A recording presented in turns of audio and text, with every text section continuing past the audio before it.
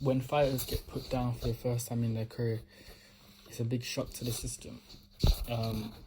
Sometimes you don't seem to, understand why. Sometimes you don't fully accept it. Sometimes you do accept it, and it's not really a surprise because maybe you've been put down in sparring.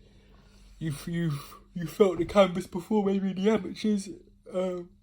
But I believe in the pro ranks, when you get put down in front of a big crowd, especially when it's a major fight, especially when you're known for being quite tough and durable, it does come as a shock to yourself. And a lot of fighters tend to not acknowledge that they were hurt, buzzed, knocked down, that they just shown a bit of vulnerability, It's that old school mentality of just wanting to stay up and not go down. Fighters tend to have it. And in this video, I just want to just break down the psychological effect of getting knocked down, because it does change you as a fighter.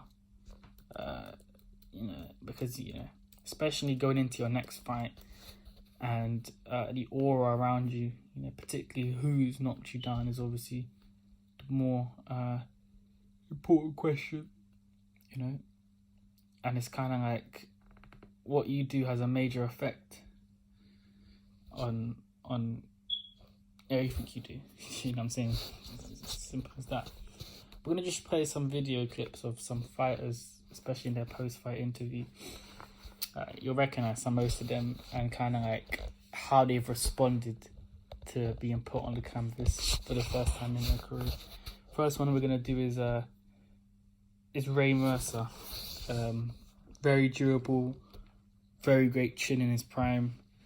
A slugger, not the best boxer, he was a slugger, but he was very tough, and he actually relied on his chin quite a lot, because when he was getting bashed up, he would get to the other guy because he would be able to take the punches. Mercer had an iron jaw, the real iron jaw, but he took a knee against Holyfield, which was the first time in his career he touched the canvas. Got a count. He took a knee, he was buzzed by a left hook, which obviously why he took the knee after. And obviously Holyfield, not noted as the biggest puncher at heavyweight. Many people, Holyfield could bang, he was very accurate, and even with that left hook he hit Mercer with, it was very accurate. But let's listen to Mercer's reaction to being his first time touching the canvas in his career.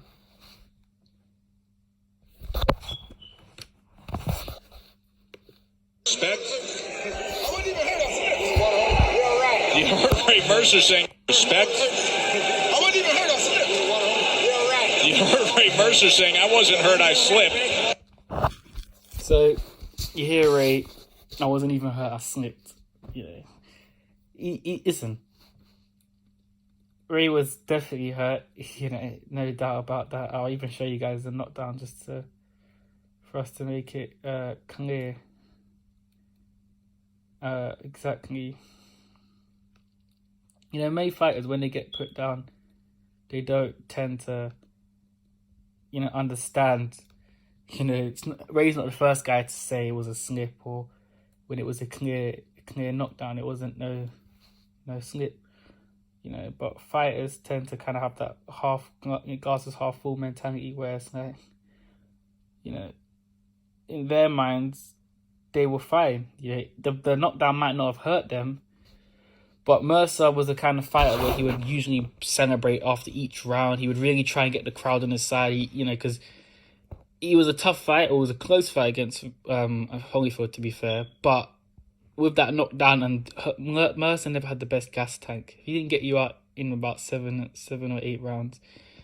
He tended to fade, and his punch output would go down. So after that post-fight, I think that was more of Mercer's mental fragilities and him trying to convince himself that I slipped, I wasn't hurt, I didn't go down by this guy who's not really a puncher. I still got an iron jaw, and I won this fight. Mercer really believed he won this fight. He was celebrating after the fight. And yeah, he was really he was really putting that agenda. I'm just gonna show you guys the video. It was the same round Holyfield cut his eye.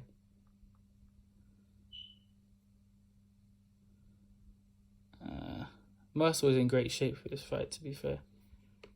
Okay, so here it is. All right, so this is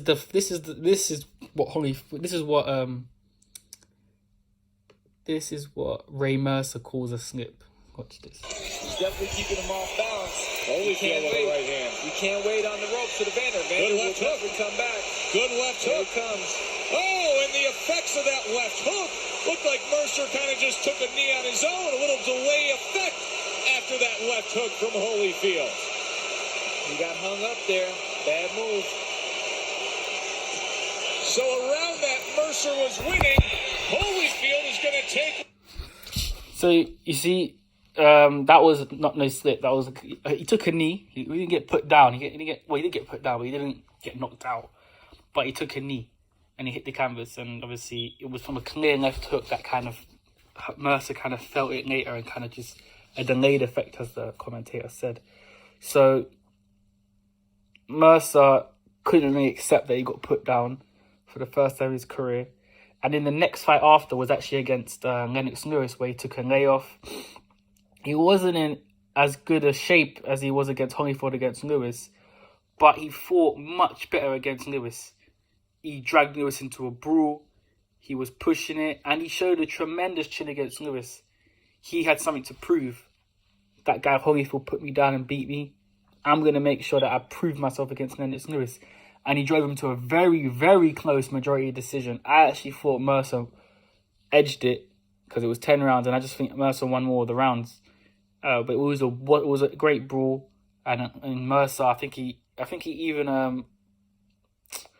had to have an operation on his neck because he took so much punches, clean punches, and he showed an iron jaw in that fight, and he was never the same after that fight. So you see that even if he didn't get dropped in the Lewis fight, and he wasn't even close to getting knocked out in the Lewis fight, because of the Holyfield knockdown, I feel like that affected Mercer, and he wanted to prove something, and that's one of the reasons he did that. So that's an example of one fighter, getting knocked down and how they accept it. Another one is the famous Lennox Lewis. Let's see what he says about his first time touching canvas and showing wobbly legs. He got knocked out. Dazed, how hurt, how wobbly were you? Because you looked badly hurt. I wasn't badly hurt. I was dazed. I got to my feet. I recovered. The referee asked me if I was okay. I nodded, yeah. Oliver McCoy ain't that good. He's not that good, so don't... Well, you're not going to convince the people who are out there. He did land a right-hand punch. He landed a great right-hand punch. He put me on the ground. I tried to get up too fast. I was a little bit wobbly, and all of a sudden the referee just said, "No, that was it." Did you talk to him? Was he able to communicate with you at all? The referee couldn't even speak English. When you nod your head, that means yes. Incidentally, So Lennox Lewis gave McCall no credit. It was a lucky punch. He was very, he even said that he wasn't buzzed. The guy was clearly buzzed. His legs went. It was a right stoppage because his legs were gone. And he just couldn't understand how a guy like Oliver McCall, his caliber, was able to knock him out. Probably never been in that position before. Been knocked out flat, been stopped in front of a big crowd like that. And it took Lewis a couple fights to get him to understand that he'd just been knocked out, It took him a couple fights for him to realise that he'd just been put down, and he just took his first loss in his career, and he was a little bit gun-shy for a few fights. I think by the Tommy Morrison fight, he warmed into it and got back into his groove.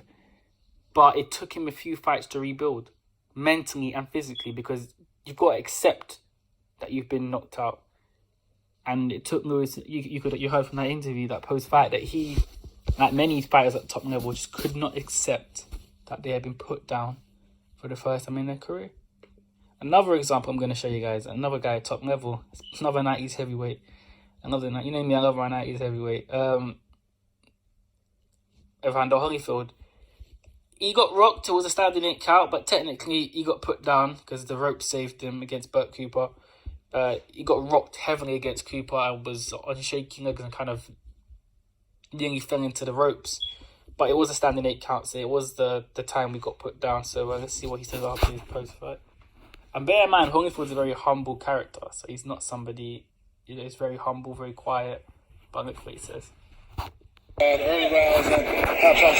guess the real thing we all want to know was, how badly were you hurt in the 4th round?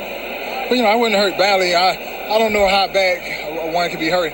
You know, he hit me with good shots, and I guess it would be quite common if you get hit with consecutive punches like I got hit with at the time, and the point of recovery. Well, Evander, you were reeling around there almost like you didn't know quite where you were.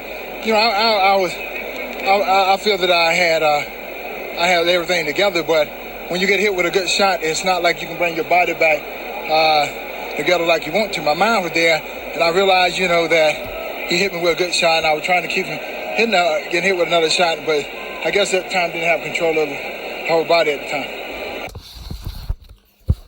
So Holyfield, he accepts it was a good shot, but was kind of like stuttering and kind of pausing to confirm if he was really hurt. He was genuinely hurt, of course he was. Larry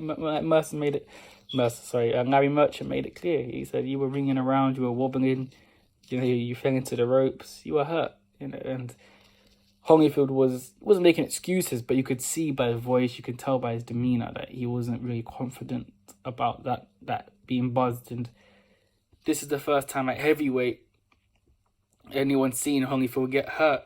Holyfield always showed a good chin, and he has a good chin, very durable, but even he was a little bit non-acceptant, and he tried to obviously prove himself in his next few fights, and he made a lot of statements like, you know, if he hits me, I'll hit him back and I'll be able to take it. You know, he did a lot of that against the Riddick Bowe.